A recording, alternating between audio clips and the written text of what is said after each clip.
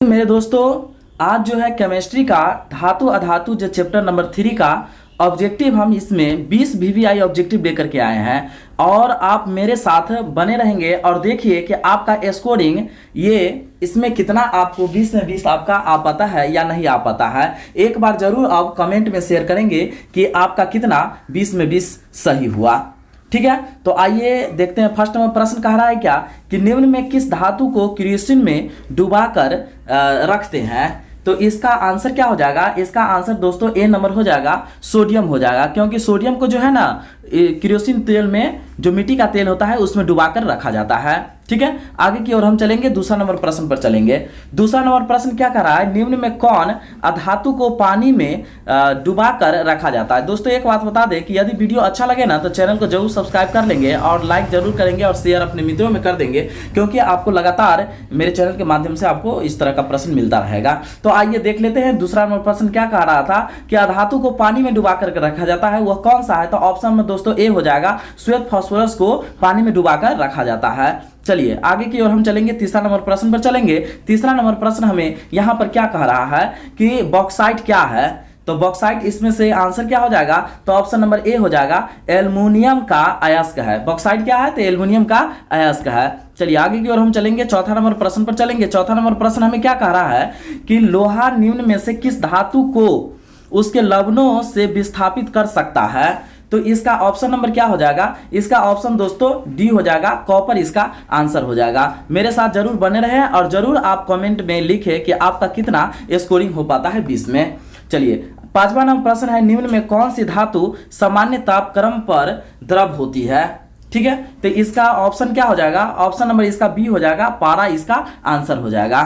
चलिए आगे की ओर हम चलेंगे, छठा नंबर प्रश्न पर चलेंगे। छठा नंबर प्रश्न हमें क्या कह रहा है कि निम्न में कौन अधातु विद्युत का सुचालक है। निम्न में कौन अधातु विद्युत का सुचालक है। तो इसका आंसर क्या हो जाएगा? आंसर इसका ए नंबर हो जाएगा, ग्रेफाइट इसका आंसर हो जाएगा। ठीक है, आगे की ओर हम चलेंगे। अगला नंबर प्रश्न हमें क्या कह रहा है? सातवां नंबर प्रश्न हमें कह रहा है कि सामान्य तापक्रम पर द्रव अवस्था में पाए जाने वाले अधातु निम्न में से कौन है। ठीक है ना, सामान्य तापक्रम पर द्रव अवस्था में पाए जाने वाले अधातु कौन है। तो आप इसमें सातवां का आंसर क्या हो जाएगा? आंसर दोस्तों इसका बी हो जाएगा, ब्रोमीन इसका आंसर हो जाएगा। ठीक है, आगे की ओर हम चलेंगे, आठवां नंबर प्रश्न पर चलेंगे। आठवां नंबर प्रश्न हमें क्या कह रहा है? ब्रोमीन को नोबल गैस जैसे इलेक्ट्रॉनिक विन्यास प्राप्त करने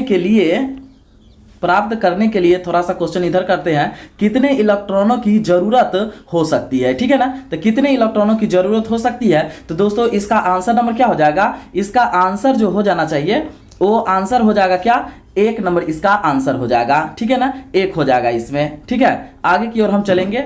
अगला नंबर हमें प्रश्न है 9वां नंबर प्रश्न। 9 नंबर प्रश्न क्या कह रहा है कि लोहे को जंग लगने से बचाने के लिए निम्न में कौन उपयुक्त है। ठीक है ना, लोहे को जंग से बचाने के लिए इस सभी में से क्या हो सकता है? ए बी सी डी में से इसका आंसर क्या हो सकता है?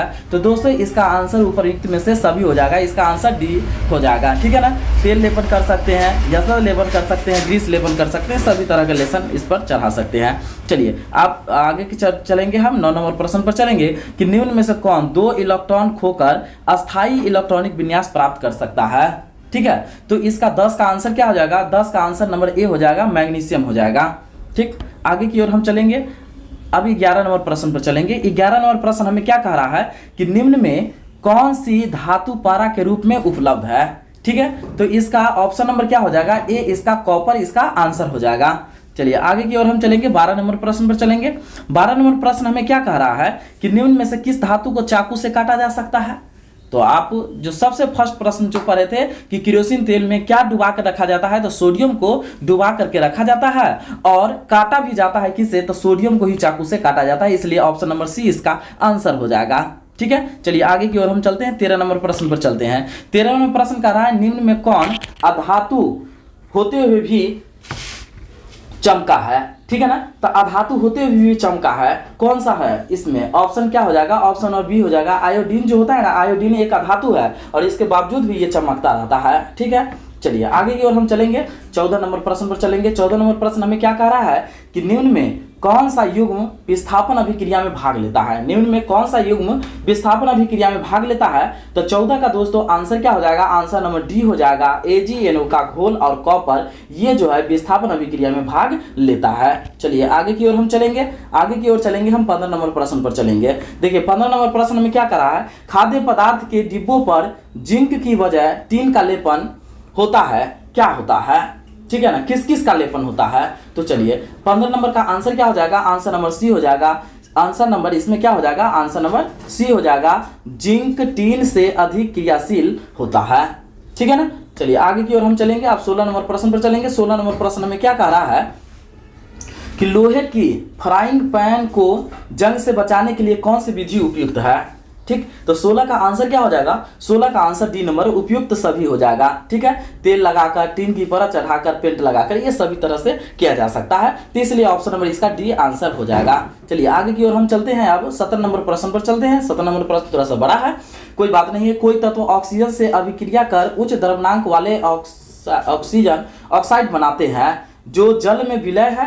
निम्न में से कौन सा तत्व हो सकता है? तो इसका आंसर क्या हो सकता है? निम्न में से इसका आंसर क्या हो जा सकता है? तो 17 का दोस्तों ए नंबर इसका क्या हो जाएगा? तो आंसर हो जाएगा। ठीक है, आगे की ओर हम चलेंगे। अगला नंबर प्रश्न हमें क्या है? 18 नंबर प्रश्न है। देखिए 18 नंबर प्रश्न क्या कर रहा है हमें? अमलगम क्या है? अमलगम क्या है? तो देखिए ये सब बोर्ड मॉडल प्रश्न है।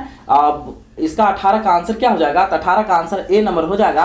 पारे में घुली हुई धातु अमलगम कहलाता है। ठीक है, आगे की ओर हम चलेंगे। अब 19 नंबर प्रश्न पर चलेंगे। 19 नंबर प्रश्न हमें क्या कह रहा है? 19 नंबर प्रश्न कह रहा है कि पीतल क्या है? क्या कह रहा है? पीतल क्या है? तो इसका आंसर क्या हो जाएगा? आंसर दोस्तों इसका सी हो जाएगा। पीतल एक मिश्र धातु है। क्या है? पीतल एक मिश्र धातु है, जो कि बिहार बोर्ड में 2016 में ये प्रश्न को पूछा गया हुआ है। चलिए आगे की ओर हम चलेंगे। 20 नंबर प्रश्न पर चलेंगे। 20 नंबर प्रश्न में क्या कह रहा है कि निम्नांकित में से कौन उपधातु है? ठीक है ना, निम्नांकित में से कौन उपधातु है? तो 20 का आंसर क्या हो जाएगा दोस्तों? डी नंबर हो जाएगा, SB हो जाएगा। ठीक है ना। इसके बाद हम चलेंगे, आगे की ओर चलेंगे। यहाँ पर 21 नंबर प्रश्न पर चलेंगे। 21 नंबर प्रश्न में कह रहा है कि इलेक्ट्रॉन के स्थानांतरण से बने यौगिक क्या कहलाता है? जो कि ये बोर्ड मॉडल प्रश्न है दोस्तों। ठीक है ना, बोर्ड में ये प्रश्न को पूछा भी गया है। तो हम देख लेंगे कि 21 नंबर प्रश्न का आंसर क्या हो जाएगा? आंसर नंबर इसका बी, इसका आंसर हो जाएगा वैद्युत संयोजी हो जाएगा। ठीक है ना, स्पीड में ही थोड़ा सा चलते हैं। 22 नंबर प्रश्न को देख लेते हैं। 22 नंबर प्रश्न कह रहा है हमें कि वैद्युत अपघटन में इलेक्ट्रॉन मुक्त होता है, जो 2017, 2018 ये सभी में ये प्रश्न को पूछा गया हुआ है। तो 22 का दोस्तों आंसर क्या हो जाएगा? 22 का आंसर जो है इसका 22 का आंसर ए नंबर हो जाएगा, ए नोट पर हो जाएगा।